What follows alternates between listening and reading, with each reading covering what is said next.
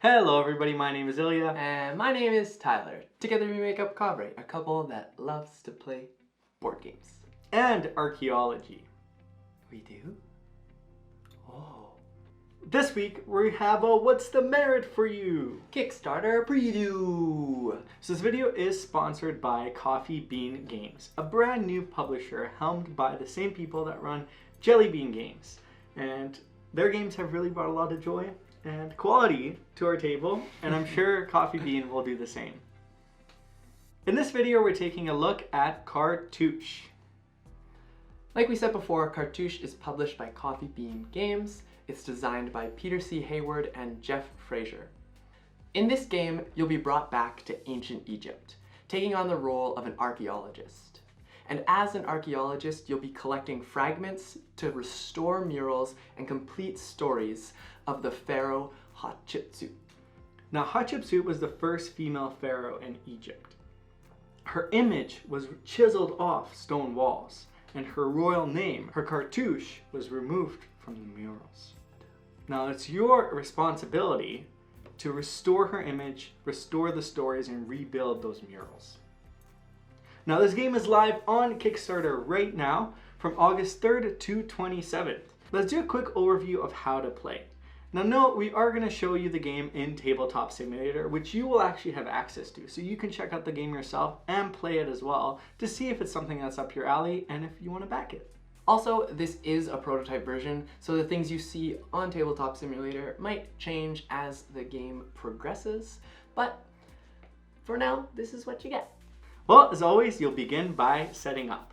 You'll place the achievement board, draw 3 achievement cards, give each player their board, and give each player a starting story card to start the game off. You'll also place the cartouche tiles, the animal tokens, the scarab tokens, and the blackout markers near the achievement board, so every player can access them.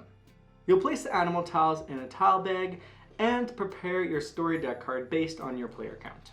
And then you can start playing! Cartouche is played over 10 rounds. The goal of this game is to score points through completing stories and achievements. Now let's dive into what a round looks like. Each round is divided into 3 different phases: the draft phase, the place phase, and the score phase. Let's talk about the draft phase first. In the draft phase, you'll lay out animal tiles and story cards according to your player count. You'll then take turns choosing an animal tile or a card until each player has 2. And you can have 2 animal tiles, 2 cards, or 1 of each, so it's up to you to decide what you want. Now, stories are how you will score majority of your points, and animal tiles are how you complete those stories, essentially. If you grab a tile, you'll put it at the bottom of your board, and that's called the reserve. If you grab a card or a story, you'll put it at the top of your board, but you can only have 4. So if you grab more than that, you end up having to get rid of 1. So the second phase is the place phase. And the place phase is exactly as it sounds. Placing, you'll take your tiles from your reserve and you'll move them onto your board. The first tile you place needs to be touching the green reeds. After that, each tile that you place has to either be touching the reeds or be adjacent to a previously placed tile. Now there's 4 different animals that can be depicted on these tiles. And if you place those animals adjacent to the token with the same color or animal, then you get a token of that animal. Yay, token. Now the last thing to mention here is you can leave 1 tile in your reserve for the next round, but no more than that. So the final phase of each round is the scoring phase. So this is where you score your stories and your achievements that you may have accomplished this round. So let's take a look at the 3 different stories that exist in the game: token, chamber, and river stories. Now how you accomplish token stories is by paying the tokens you've obtained from placing tiles to the story until you complete it. And once you complete it, you put it in the corresponding side where it should go. Chamber stories is where you'll create a closed-in box around the specified animals on the story card. Once you've completed that, you can move your card over to the appropriate side. But the important thing to note here with placing chambers is that you have to have the exact number of icons within that chamber matching the icons on your story. Now if your story cards have a black icon behind one of the animals, That means that after you score that story, you black out that animal and it can no longer be used for anything else in the game. Now last but not least, the river stories. How you complete these is you create one line of the same animal that touches various icons on the board. Now it can just be one tile if it works out, but it also could be multiple tiles as long as it is a contiguous group. And once you complete that, you put that off to the side. Now the reason saving these is important is because of the achievements that you can get. Now first player to complete 3 of each of the stories will get additional points from the achievement board. And there's also the 3 main card achievements that you'll be striving for as well that vary from game to game. Now, when you complete an achievement, you'll grab one of your Ankh tokens on the side of your board and place it in the achievement space to claim it. You'll also notice that when you remove your Ankh token, you'll get a special bonus. The special bonus can give you scarab tokens, cartouche tiles, and even more animal tiles. Now scarab tokens are wild tokens and can be used for any of the 4, while cartouche tiles are essentially wild tiles, but they may not be used to obtain tokens, only to complete stories. As well, at any time you can trade 2 of your tokens either for a scarab or a cartouche tile to help fulfill some of your stories. Now you'll pass the first player token and repeat this for 10 more rounds. And at the end of the game, you'll tally up all of your points that you got from your stories, all the points that you got from the achievement board, and you additionally get 1 point for every 2 tokens you have left over. Score and see who is indeed the winner of Cartouche. So now we take a look at the merit of the game. In the merit, we take a look at the memorability, The education, the replayability, the imagination, and the target of the game, which will please you. So let's take a look at memorability. What made the game memorable for you? Well, I think it's a neat take on the polyomino theme of a game. What you're doing is you're drafting and prioritizing cards over tiles or vice versa. And then you end up not having to fill your board, but strategically place the tiles, and I think that's really neat. Yeah, there's different combinations of it too. You're not necessarily just going for adjacent. You're trying to close some in. You're trying to create similar rivers of one tile. So that was a really interesting piece that really stuck out to me too. Yeah. Now the other thing too is the theme of this game is quite wonderful. Uncovering the truth of the first female pharaoh after her image was being erased is quite powerful, and I really enjoy that in this game, and it definitely sticks with you a little bit, makes you more curious, and it leaves a memorable impression for sure. Yeah, it's cool when games can take something like of historical significance and elaborate on it a bit more. Beyond that, the presentation of the game is quite great. It has a really good online table presence, I should say, because we haven't got the chance to play, but the tiles, the animal tokens, I'm really looking forward to bringing this game to our table. Well, now let's take a look at education.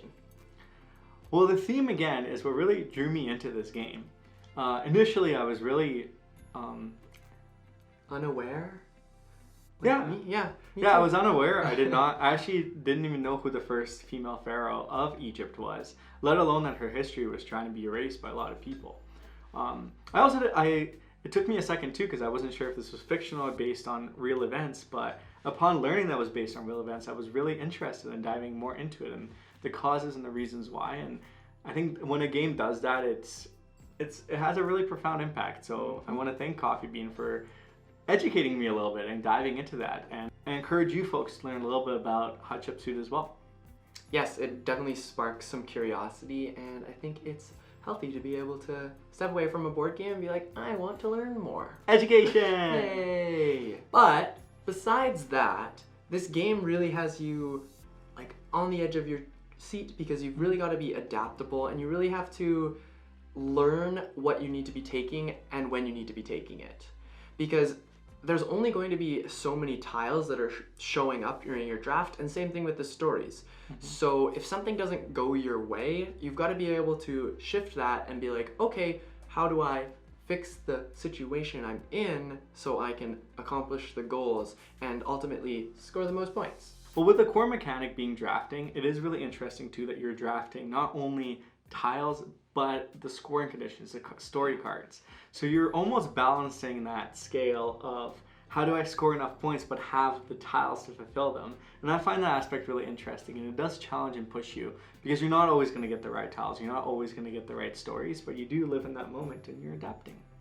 Yeah, it's definitely a game of priorities. So let's take a look at replayability now. Well, I think the obvious thing for the replayability here is that there are different achievement cards, and although those story completion achievements stay there, you've got some variability in the other achievements, which makes the game interesting in how you adapt and play towards those achievements. Yeah, every game is really different because the story cards that come out are different, but the big 3 achievements also drive the game quite well. So the variation does feel of replayability quite a bit. Yep.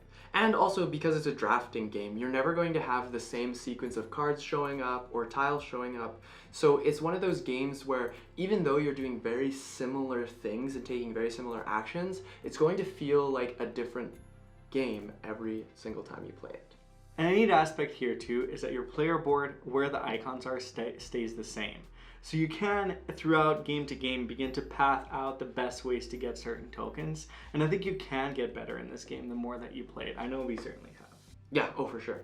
Well, let's talk about imagination.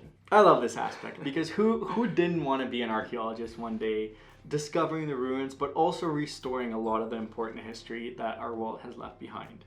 And this is a great example of that. You're working in a game to restore the history of Hatshepsut. And the neat aspect here too is that you can really make a personalized chamber of your own. You can build various rivers, build various chambers, and create something that's your own, and maybe make it a little bit symmetrical, add a little bit of a challenge in there, but make it your own and really connect to that. Yeah, definitely. And just to build off of that again, I think like because there's such a historical significance behind this game, being able to push that boundary of teaching the game and then also teaching the history behind it. There's a lot that goes into like stepping onto those different levels where I think just a lot of thought went into it and a lot of imagination to connect those two things of board game and history takes a lot of creativity. So now, who is the target of this game? Well, I think if you like drafting or you like tile placing, polyominoes, I think if you're looking for something right in between, or if you like either of them, this game was built for somebody like you. The game flows really well as well because everything is connected in a way. You're drafting these tiles to fulfill these story goals, which help you reach achievements, which you can get more things such as scarab tokens or cartouches to help get more achievements. So it's kind of like circular, and everything you're doing makes sense within the scope of the game, which I really enjoyed. It has a really neat design. Cartouche is also very goal-oriented, so if you're that type of person, then I would suggest taking a look at this game. On top of that, because you're playing in 10 rounds, there's a clear ending to the game, so you're not wondering when somebody's going to end the game or if you have enough time to do what you want to do. And that's Cartouche. So please check this game out on the Kickstarter. We'll link it down below. Let us know what you thought of the game as well, and give it a shot on Tabletop Simulator. It is free and accessible to everybody right now. We'd love to hear your thoughts and how you've played it and maybe what score you got, because we're competitive and we like to compare. Exactly. And thank you so much for checking out our video. If you liked what you saw here, give us that thumbs up, hit that subscribe button, or even that bell notification to get notified when we make new videos. Until next time, bye!